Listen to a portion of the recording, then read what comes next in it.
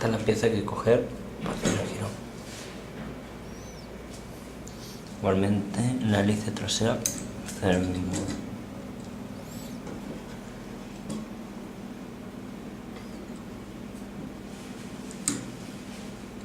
Aunque no gira igual de bien, claro.